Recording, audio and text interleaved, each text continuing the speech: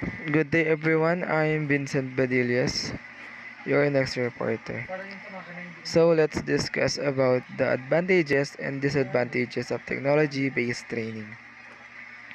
It can be synchronous and asynchronous as well as online. In synchronous learning, delivery occurs when instructors and learners meet a specific time in the physical or virtual classroom. It's either in person or via internet, satellite, or phone link up. In a TBL setting, synchronous learning occurs in broadcasted lectures, teleconferences, video conferences, or even webinars. And in webinars and web conferences, audio lectures are often accompanied by slides, and sometimes a video image of the instructor is streamed to the learner's desktop. And in terms of synchronous learning, in a TBL environment, did not occur at a specified time and it's not linked to a specific learning event. Self-paced asynchronous applications include web-based and computer-based courses that learners use at their own pace. Advantages of TBL, the self-paced learning.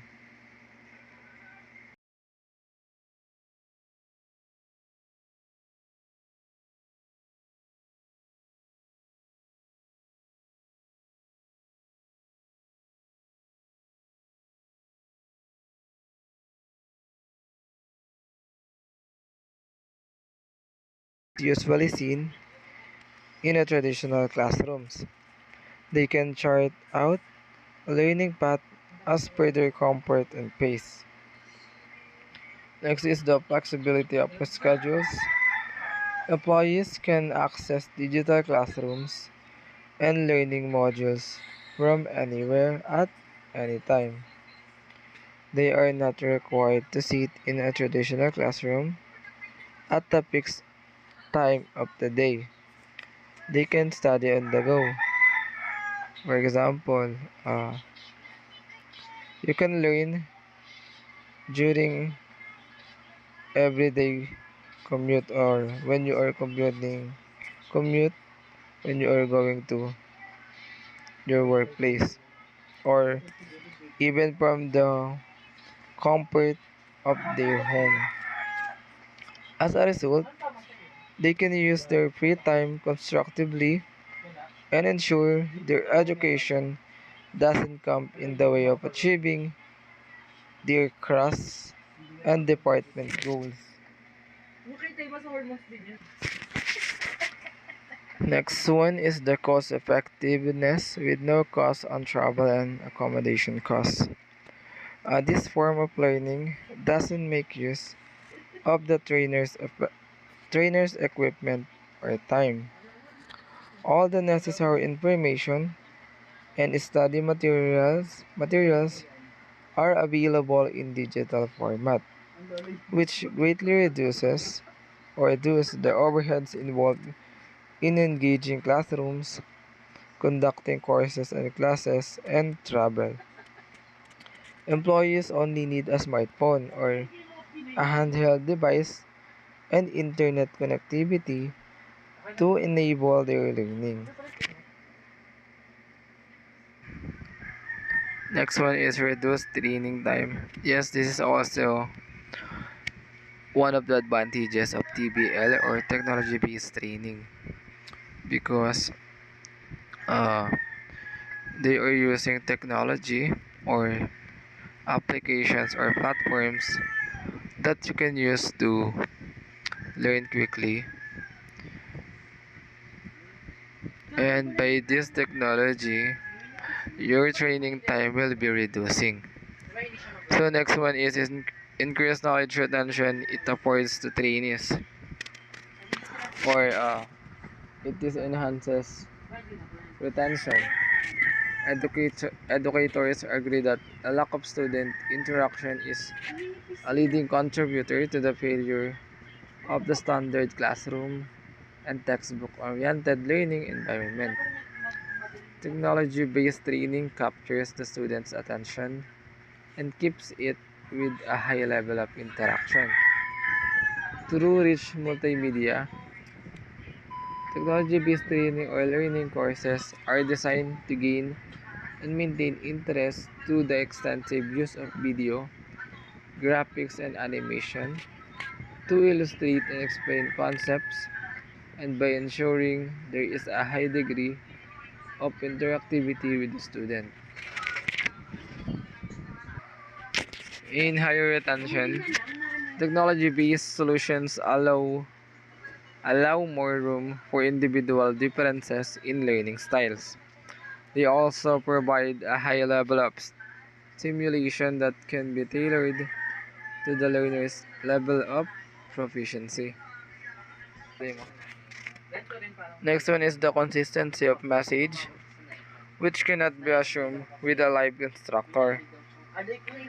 TBT courses are delivered consistently each time and for each participant. Unlike instructor-led training, which has a risk of different messages or different interpretations of the content being delivered by different instructors. TBT or technology-based training consistently conveys the same messages and emphasis.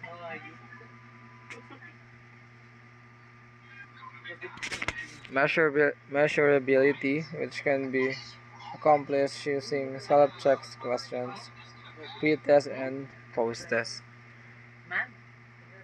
With technology-based training, you can evaluate acquired knowledge throughout the course with embedded testing or in the case of scenario based in simulations, continuously as learners progress. Customization. Custom training creates an opportunity for a perfect fit every time. And a custom training program meets the specific business needs of an organization with one-of-a-kind training content. An effective custom training program has targeted learning objectives and a clear plan for how the program will be instructed and delivered to meet learning goals.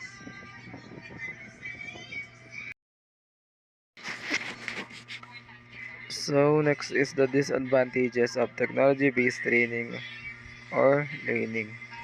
Some people do not like it as much as they like having an actual person teaching them. Yes, that's right. This is one of the disadvantages of technology-based learning because some people want to learn personally, not in virtual teaching. Next one is the new employees in training would not get a warm introduction and as a result may perceive the company as faceless and uncaring. Yes, because his training was based on virtual learning, he was not given the opportunity to introduce himself of what he can do or what he can contribute to the company. Next is the lack of human interaction or the lack of human connect. Technology enabled learning does not offer social interaction with either instructors or other learners. Thus, employees cannot participate in debates and discussions to get their viewpoint across. Also, employees miss out on peer learning, which is crucial element of any learning process. Hence, they can feel isolated, which can sometimes be frustrating and demotivating, as humans by nature are social. Next is the maybe less cost effective than a traditional lecture program.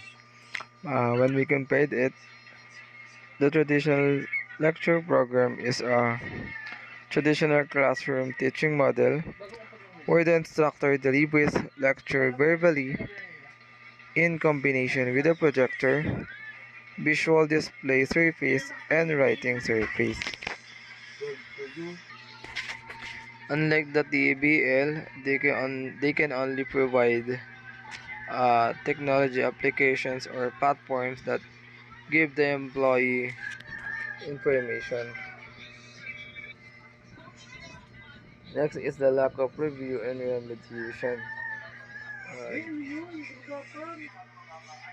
New employees lack of review because, like what I've said earlier, uh, they are trained by the technology or in virtual learning, and they also lack of act or process or of remedying.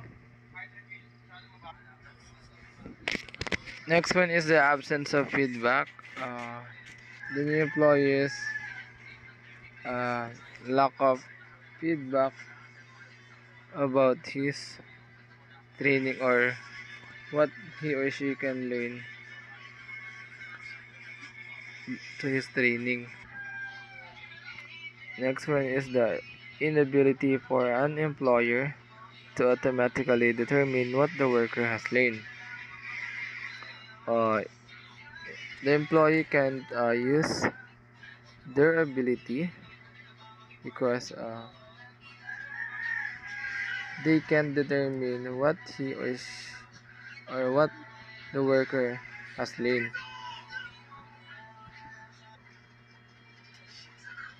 by his training or in virtual learning.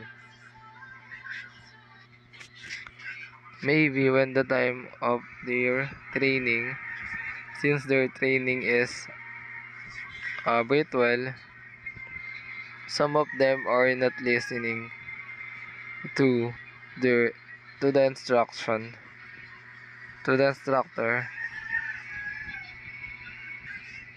said or what the instruction discussed, so they can apply what they learn about his job right now. So next one is the product quality. While knowing the programming aspects, yet have no real expertise in learning theory.